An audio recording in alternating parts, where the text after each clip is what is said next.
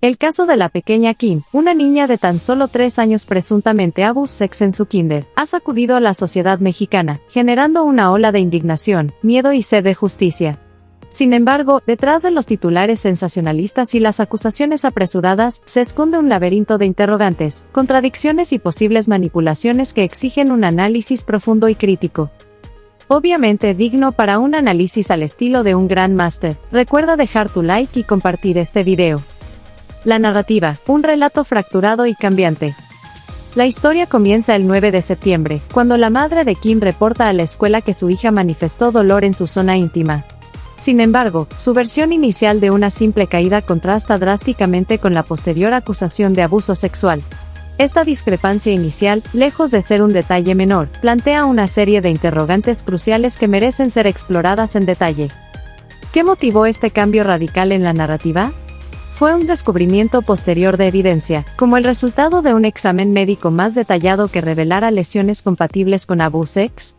O quizás una reevaluación de los hechos a la luz de nuevas informaciones, como conversaciones con la niña que pudieran haber sugerido un evento traumático o revelaciones de testigos presenciales. O podría ser la influencia de factores externos, como la presión social ejercida por familiares, amigos o grupos de activistas, o incluso la manipulación por parte de personas con intereses particulares en el caso, como abogados o medios de comunicación sensacionalistas. ¿La madre estaba confundida o deliberadamente ocultó información desde el principio? ¿Qué papel jugaron sus emociones, su percepción de los eventos y su relación con la niña en la construcción de su relato? Podría haber estado bajo algún tipo de presión o manipulación para cambiar su versión, tal vez por parte de su pareja, familiares o incluso de personas ajenas a su círculo cercano. Existen antecedentes de problemas psicológicos, como trastornos de personalidad o delirios, o de denuncias falsas en su historial que puedan arrojar luz sobre su comportamiento y su capacidad para discernir la realidad de la fantasía. Es fundamental explorar la dinámica familiar y el contexto social en el que se desenvuelve la madre, ya que podrían existir factores estresantes, conflictos o situaciones de vulnerabilidad que influyen en su percepción y toma de decisiones. A medida que la historia se desarrolla, surgen más inconsistencias y contradicciones que ponen en tela de juicio la solidez de la narrativa inicial, generando una atmósfera de incertidumbre y desconfianza. La madre inicialmente menciona a un maestro y una maestra involucrados en el abuso, pero luego la narrativa se centra exclusivamente en el liceo. ¿Por qué este cambio de enfoque? Hubo presiones externas o intereses particulares para señalar a el liceo, tal vez por parte de grupos de activistas que buscan visibilizar la problemática del abuso infantil o incluso de personas con rencillas personales contra él, como exparejas, vecinos o compañeros de trabajo. ¿Se investigaron a fondo las acusaciones contra la maestra mencionada inicialmente? ¿Se descartó su posible participación o se la dejó de lado sin una explicación clara, tal vez por falta de pruebas o por presiones para enfocar la atención en un solo sospechoso? Es fundamental analizar si hubo algún tipo de sesgo o discriminación en la selección de Eliseo como principal sospechoso, considerando factores como su género, su posición social o su relación con la madre o la niña. Así que hagamos un máster análisis sobre esto y pensemos un poco. Teoría sobre el cambio de enfoque en las acusaciones. El cambio de narrativa de la madre, pasando de acusar a un maestro y una maestra a centrarse exclusivamente en Eliseo, plantea interrogantes cruciales sobre las motivaciones detrás de este giro y las posibles influencias que podrían haberlo desencadenado. A continuación, exploramos en profundidad algunas teorías que podrían explicar este cambio de enfoque, analizando sus implicaciones y planteando nuevos interrogantes que merecen ser investigados. 1. Presión social y la búsqueda de un chivo expiatorio.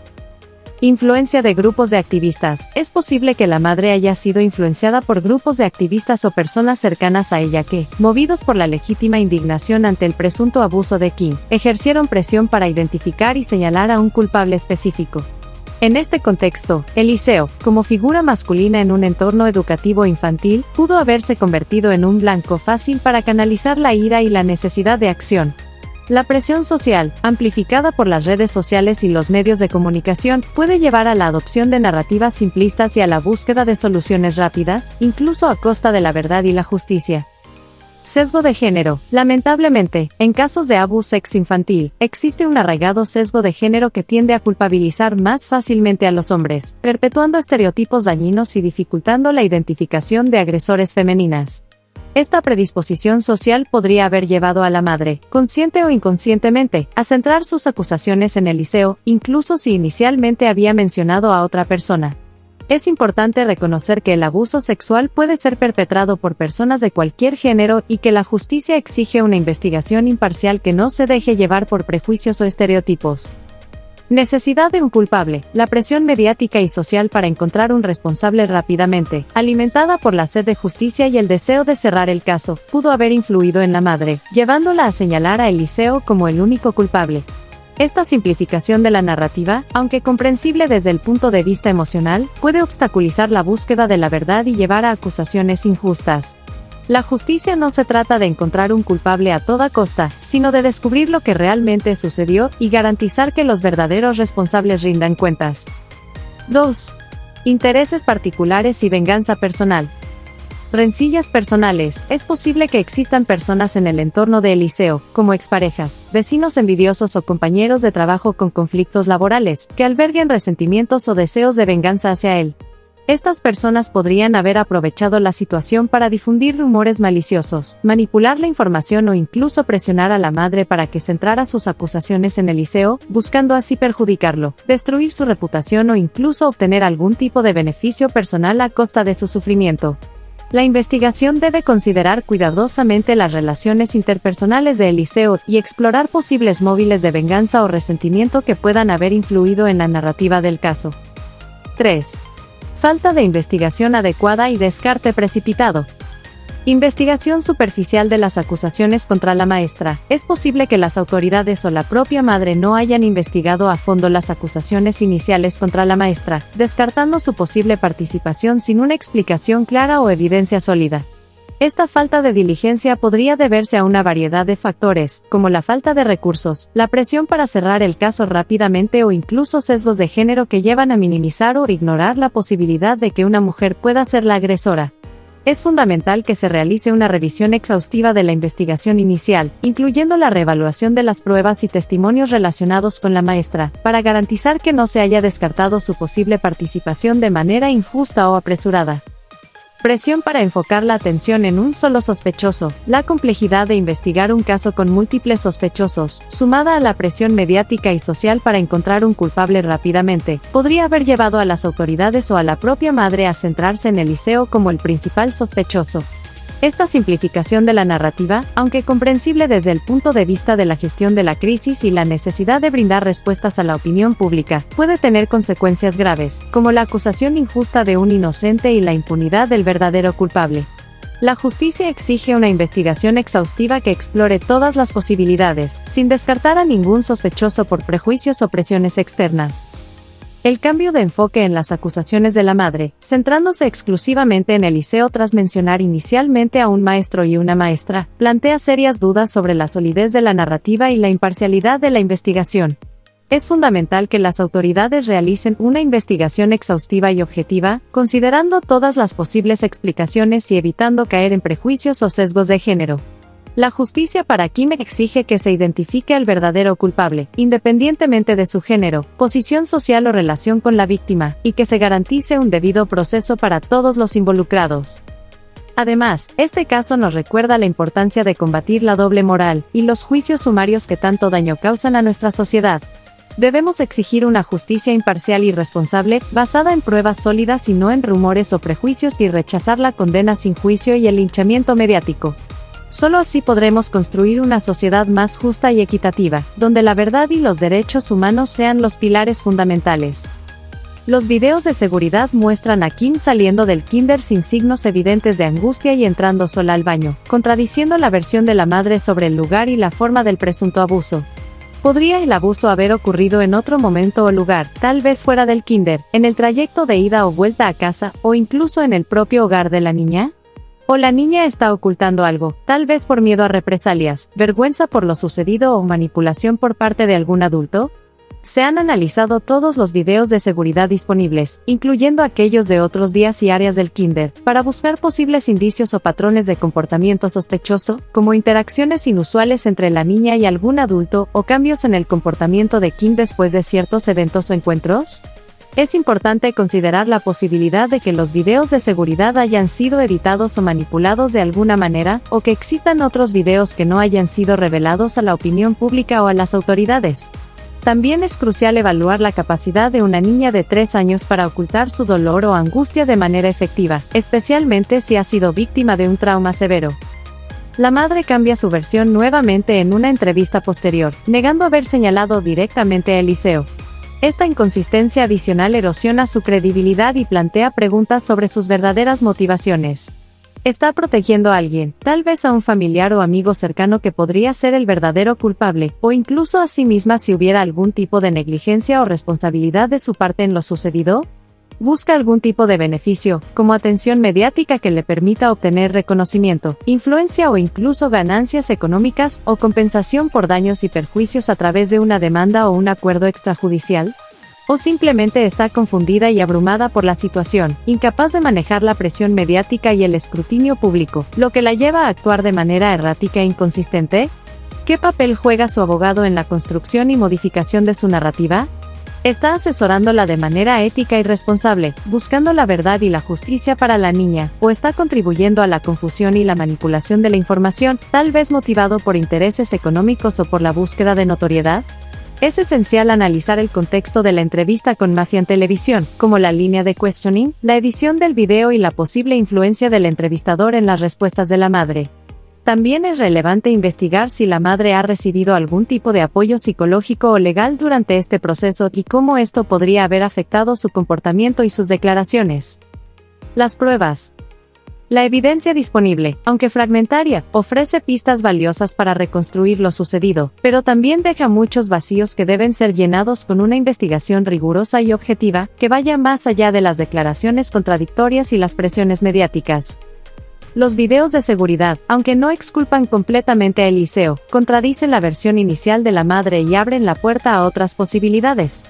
Podrían existir otros videos o ángulos de cámara que aporten más información, tal vez de áreas no cubiertas por las cámaras existentes, como pasillos, patios o salones de clases específicos, o de momentos clave que no fueron capturados debido a fallas técnicas o limitaciones del sistema de vigilancia. Se ha investigado a fondo la línea de tiempo y los movimientos de todas las personas presentes en el kinder ese día, incluyendo al personal docente y administrativo, a los niños, a los padres de familia y a cualquier otro visitante que pudiera haber tenido acceso a las instalaciones. Se han considerado otras posibles interpretaciones de las imágenes, como la posibilidad de que Kim estuviera ocultando su dolor o angustia debido al miedo a represalias, la vergüenza por lo sucedido o la manipulación por parte de algún adulto. Se han utilizado técnicas de análisis de video forense para examinar en detalle las imágenes, buscando posibles indicios de comportamiento sospechoso o interacciones inusuales que puedan haber pasado desapercibidas a simple vista. Es crucial que la investigación no se limite a los videos presentados, sino que incluya un análisis exhaustivo de todo el material disponible, así como la búsqueda de posibles testigos presenciales que puedan aportar información adicional sobre lo sucedido ese día. El primer examen médico, que solo recetó analgésicos, plantea dudas sobre la gravedad de las lesiones de Kim y la existencia de evidencia física de abuso sexual. Se realizaron exámenes más específicos y exhaustivos, como un examen forense completo por parte de un especialista en abuso infantil, que incluya la recolección de muestras de ADN, la identificación de lesiones internas o externas, y la evaluación psicológica de la niña para detectar posibles signos de trauma o estrés postraumático. ¿Qué dicen esos resultados, si es que existen? O la ausencia de pruebas contundentes sugiere otra explicación para el dolor de la niña, como una caída accidental, una infección, una condición médica preexistente o incluso una manipulación de la evidencia por parte de alguien que busca incriminar a Eliseo o encubrir al verdadero culpable. Se ha investigado la posibilidad de que las lesiones, si existieron, hayan sido causadas de manera accidental o por negligencia, tal vez durante un juego brusco, una caída en el kinder o en el hogar, o incluso por una mala higiene íntima.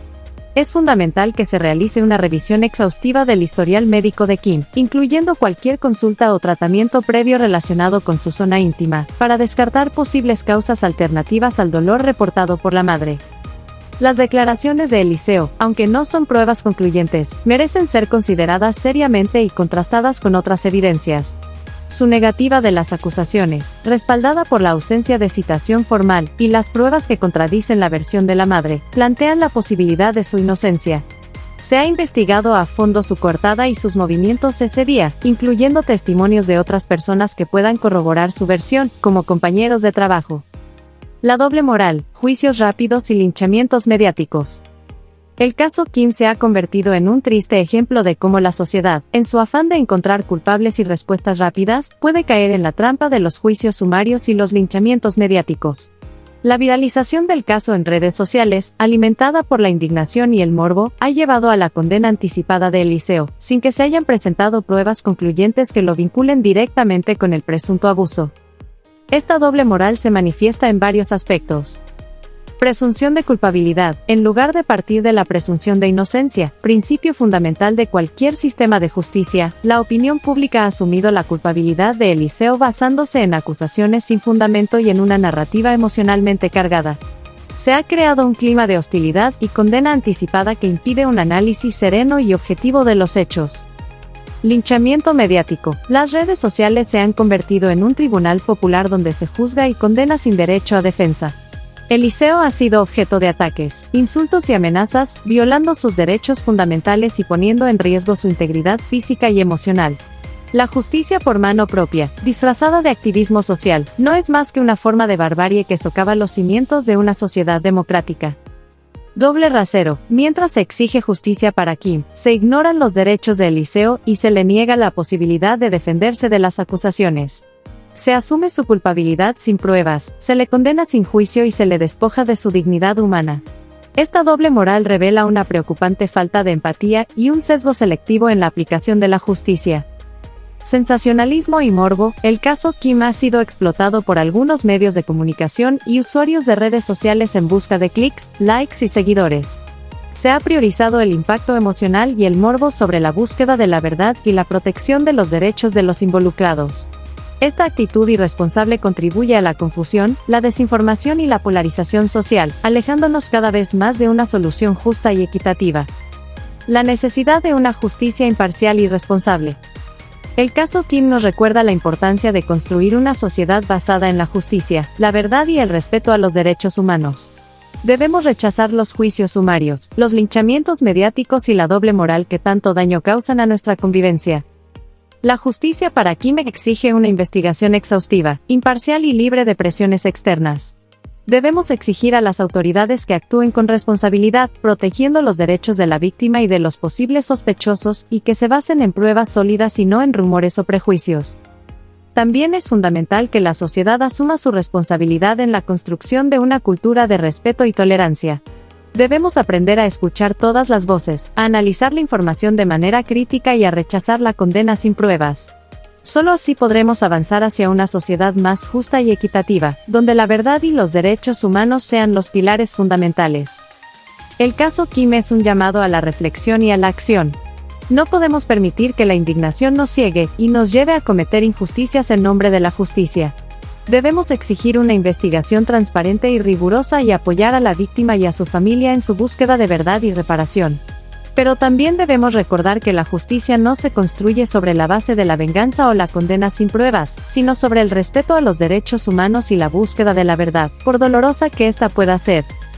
Hemos visto cómo la influencia de grupos activistas, la necesidad de encontrar un culpable rápido, y los prejuicios arraigados en la sociedad pueden llevar a la adopción de narrativas simplistas y a la condena anticipada de personas inocentes. La indignación legítima ante el presunto abuso de Kim puede ser fácilmente manipulada y canalizada hacia un individuo específico, convirtiéndolo en un chivo expiatorio para calmar la sed de justicia de la sociedad. El sesgo de género, lamentablemente presente en muchos casos de abuso sexual, también puede haber jugado un papel crucial en este cambio de enfoque. La tendencia a culpabilizar más fácilmente a los hombres, perpetuando estereotipos dañinos, puede llevar a ignorar o minimizar la posible participación de mujeres en estos delitos. En el caso de Kim, la atención se desvió rápidamente hacia Eliseo, dejando de lado las acusaciones iniciales contra la maestra, lo que plantea serias dudas sobre la imparcialidad de la investigación. También hemos considerado la posibilidad de que intereses particulares, como venganzas personales o móviles económicos, puedan estar detrás de las acusaciones. Las rencillas personales, los conflictos laborales o incluso las disputas vecinales pueden llevar a personas a aprovechar una situación vulnerable para dañar la reputación de otros o incluso obtener algún tipo de beneficio personal. La búsqueda de una indemnización o compensación económica, aunque no haya evidencia directa en este caso, tampoco puede ser descartada por completo, especialmente en un contexto donde los litigios y las demandas por daños y perjuicios son cada vez más frecuentes. Finalmente, hemos examinado la posibilidad de que la falta de una investigación adecuada y el descarte precipitado de otros sospechosos hayan contribuido al enfoque exclusivo en el liceo. La presión mediática y social para encontrar un culpable rápidamente puede llevar a las autoridades a tomar atajos y a centrarse en un solo sospechoso, ignorando otras líneas de investigación o descartando posibles cómplices sin una evaluación exhaustiva de las pruebas.